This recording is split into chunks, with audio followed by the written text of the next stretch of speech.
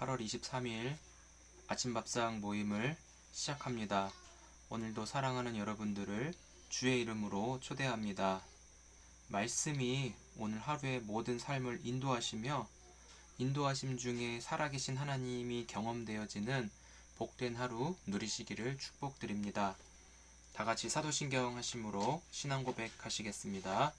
전능하사 천지를 만드신 하나님 아버지를 내가 믿사오며 그 외아들 우리 주 예수 그리스도를 믿사오니 이는 성령으로 잉태하사 동정녀 마리아에게 나시고 본디오 빌라도에게 고난을 받으사 십자가에 못 박혀 죽으시고 장사한 지 사흘 만에 죽은 자 가운데서 다시 살아나시며 하늘에 오르사 전능하신 하나님 우편에 앉아 계시다가 저리로서 산자와 죽은 자를 심판하러 오시리라. 성령을 믿사오며 거룩한 공예와 성도가 서로 교통하는 것과 죄를 사하여 주시는 것과 몸이 다시 사는 것과 영원히 사는 것을 믿사옵나이다. 아멘. 찬송가 220장 사랑하는 주님 앞에 찬송드리겠습니다. 사랑하는 주님 앞에 형제자매 한자리에 그 시련에 생각하며 즐거운 찬송 부르네. 내 주 예수 본을 받아 모든 사랑 내 몸같이 환난 근심 위로하고 진심으로 사랑하세. 사랑하는 주님 앞에 온갖 충성 다 바쳐서 괴로우나 즐거우나 주님만 입서 섬기네. 우리 주님 거룩한 손 제자들의 어르시사 남 섬기는 종의 도를 몸소에게 보이셨네.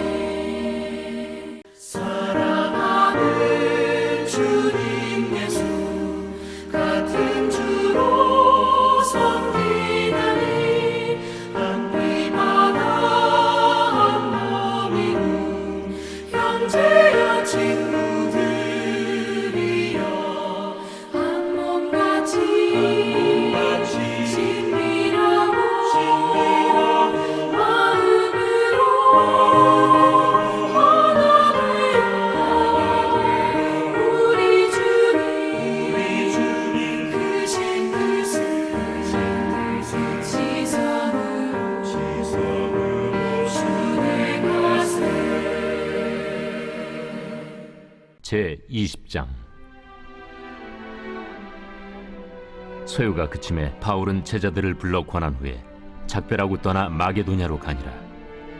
그 지방으로 다녀가며 여러 말로 제자들에게 권하고 헬라에 이르러 거기 석 달 동안 있다가 배 타고 수리아로 가고자 할 그때에 유대인들이 자기를 해하려고 공모하므로 마게도냐를 거쳐 돌아가기로 작정하니 아시아까지 함께 가는 자는 베레아 사람 브로의 아들 소바도와 데살로니가 사람 아리스다구와 세군도와 더베 사람 가이우와 및 디모데와 아시아 사람 두기구와 드로비모라.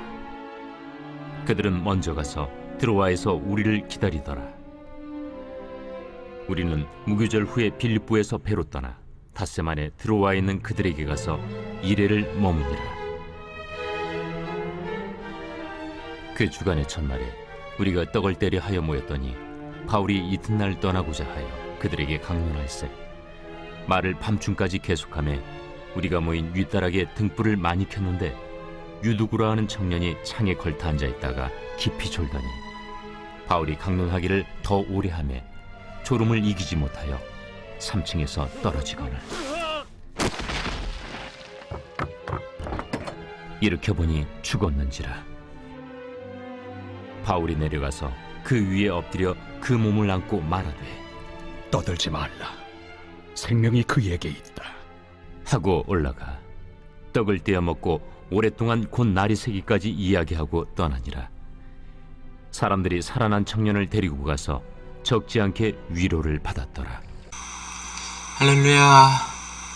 네, 오늘도 주님 안에서 평안하시고 성령 충만하시기를 주님의 이름으로 축복을 드립니다.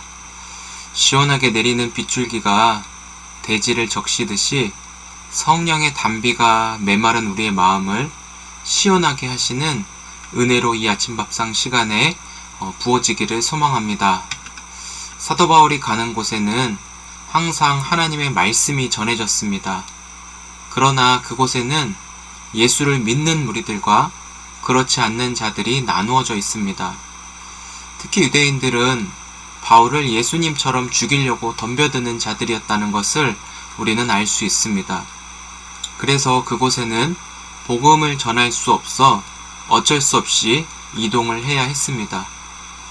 바울의 사역을 보면은 장소적인 변화가 굉장히 많이 일어나는 것을 우리 눈에 보여지죠. 하지만 현대를 사는 우리의 삶과는 너무나도 다르다는 것도 깨닫게 됩니다. 저 같은 경우만 하더라도 거의 책상에 앉아 있는데 사도행전 말씀에는 장소적으로 이동하는 부분들이 많이 나오다 보니까 이것을 어떻게 적용을 해야 되는가 고민이 많습니다. 여러분들 중에서도 집에만 계시는 분들이 있으시죠? 그러나 생각해 볼 때 중요한 것은 내가 여기저기 다니는 사람이 아니라 할지라도 복음의 가치를 중요하게 여기고 나와 함께 지내는 사람이 귀하고 그 사람이 복음이 들려져야 되겠다라는 것에 중요도를 둔다면 좀 이 사도행전 말씀이 풀릴 것 같습니다. 주님께서 나를 성령으로 충만하게 하셔서 하나님은 나를 통해 나와 함께하는 사람들에게 복음을 듣게 하도록 우리를 사용하십니다. 그런데 가끔 저들이 복음을 들어도 제가 봤을 때는, 그리고 여러분 당사자가 보았을 때 아무런 변화가 안 일어나는 것처럼 보일 때도 있습니다. 하지만 하나님은 말씀을 전하면 전할수록 그들의 마음 속에는 하나님의 말씀을 듣는 그 마음으로 또 복음으로 적셔 주시는 줄 믿습니다. 거대한 그 바위를 깨트릴 때 망치로 깨는 것이 아니라 한 방울 한 방울 물이 똑똑 떨어지다가 결국에는 쫙 갈라지는 현상을 아시지 않습니까? 우리의 마음도 마찬가지인 것 같아요. 하나님이 말씀을 주시고 또 주시고 듣는 가운데 나도 모르는 사이에 하나님은 그 사람을 바꾸셔서 하나님의 일하심을 이 변화된 사람을 통하여서도 보게 되는 것입니다.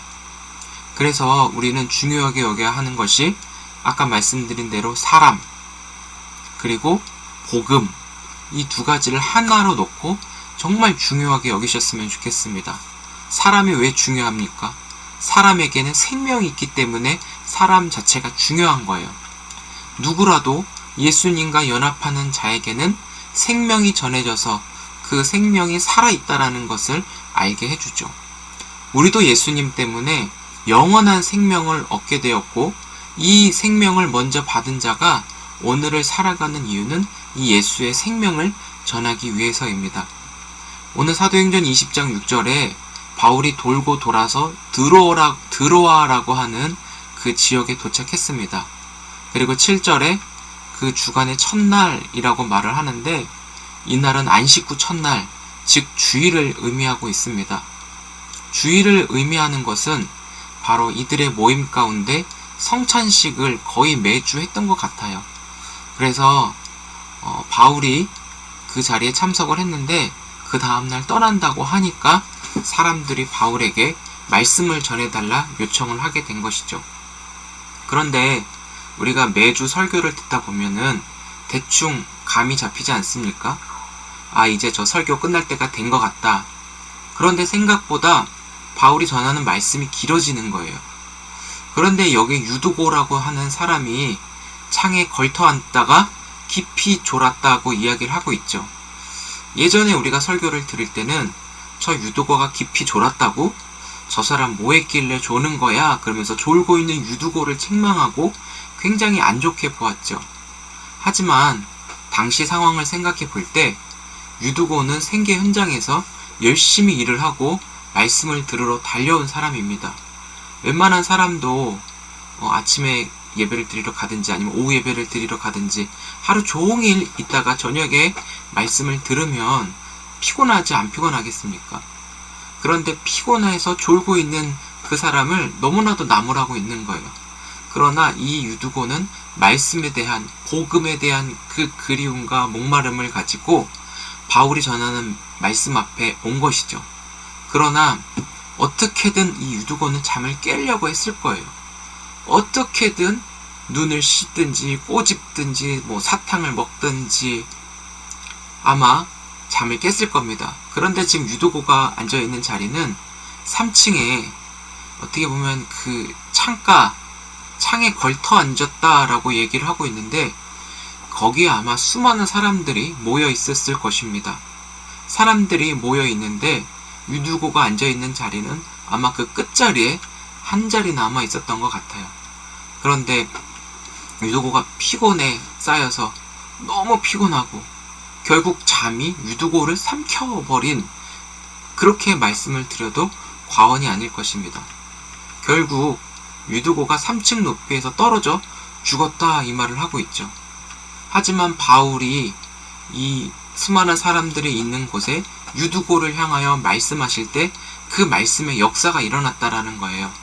한번 따라해 보실까요? 생명이 그에게 있다. 유두고에게 그 안에 생명이 있다라고 전하는 그 말 속에 진정으로 하나님이 바울을 통하여 역사하신 것이죠. 생명을 살리신 것입니다. 생명이 있는 곳에 사람이 살아날 때 거기에 위로가 주어지는 것이죠. 할렐루야. 유두고가 살아난 것에 대하여 오늘 우리에게 주어지는 의미는 굉장히 크다라는 것을 알려줍니다. 사랑하는 성도 여러분, 한 사람의 생명에 대한 가치가 얼마나 귀한지 아시죠?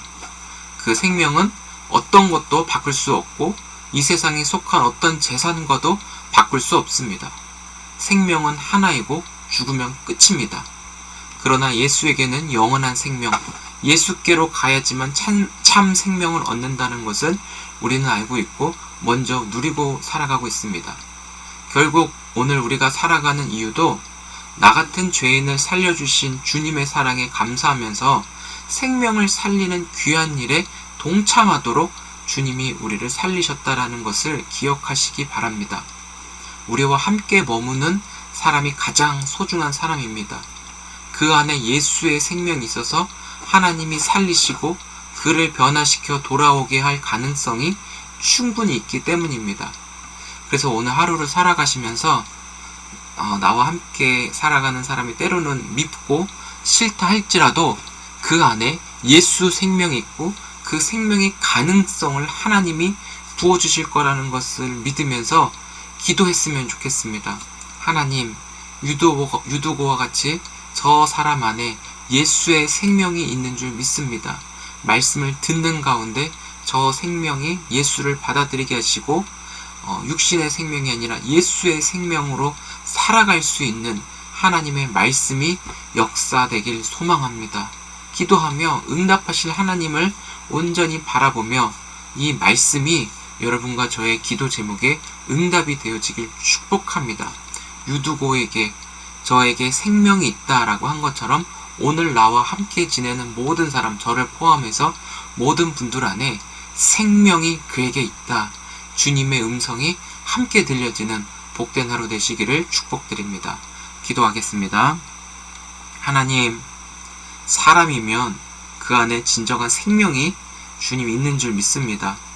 아무리 밉고 원수고 악한 자라 할지라도 예수 앞에서 모든 생명이 살아나고 예수 안에서 진정으로 죄사함의 역사가 일어나기에 하나님, 사람으로 살아가는 모든 자에게 진정한 생명의 능력이 나타나서 완전한 그 주님의 백성으로 살아갈 수 있도록 도와주옵소서. 우리와 함께 사는 모든 가족들 중에서도 미워하고 또 원수같이 여기는 그런 사람이 있다 할지라도 하나님 도와주옵소서. 내 마음에 먼저 살아나는 역사를 통해 저 사람을 하나님이 살려주시고 하나님의 생명이 그들 안에 부어주시는 놀라운 일하심이 우리와 함께 지내는 모든 사람들 가운데 나타나도록 축복하여 주옵소서. 하나님, 지금 저 아프가니스탄 그 사태가 너무나 심각하고 하나님 기도가 필요합니다. 예수가 없는 사람은 생명이 없는 사람입니다. 그러나 주님, 한 생명이라도 그 아프가니스탄 그곳 가운데 예수의 생명이 들어가게 하시고 피할 길을 허락하여 주시며 진정한 그 자유와 해방과 그 하나님 사람으로서 살 소망이 있는 삶을 주께서 허락하여 주옵소서. 오늘도 기도하며 우리에게 생명 주신 그 주님만을 온전히 찬양하며 주님으로 기뻐하며 주님의 영광을 선포하며 생명을 전하는 귀한 날이 되도록 은혜 내려 주옵소서. 예수님의 이름으로 기도드립니다. 아멘. 감사합니다. 우리에게 주신 생명 결코 헛된 것이 아님을 우리에게 말씀을 통해 알게 하셨습니다. 우리는 날마다 말씀을 먹으며 내 생명이 귀하고 가치가 있는 것처럼 저 생명도 하나님의 소중한 사람이라는 것을 기억하며 우리가 사랑으로 함께 어울리며 그리스도의 몸된 교회가 오늘 우리 일상에서도 세워지기를 주의 이름으로 축복합니다. 내일 뵙겠습니다. 사랑합니다.